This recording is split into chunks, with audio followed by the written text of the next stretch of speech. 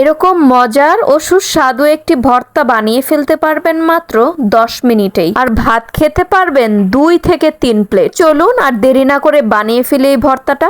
এর জন্য আমার প্রয়োজন হবে প্রথমেই এই সুন্দর সুন্দর ধনিয়া পাতাগুলো।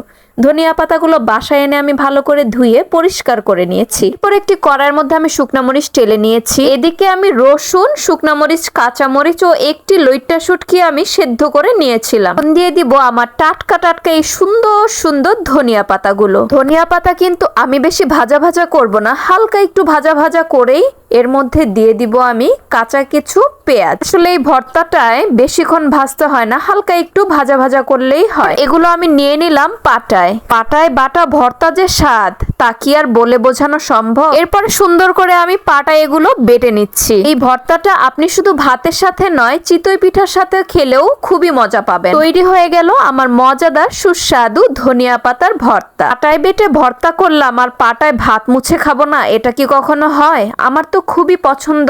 আপনারা কে কে আমার মতো পাটায় মোছা ভাত খেতে ভালোবাসেন আমাকে অবশ্যই জানাবেন। তো থাকুন, ভালো থাকুন। আল্লাহ হাফেজ।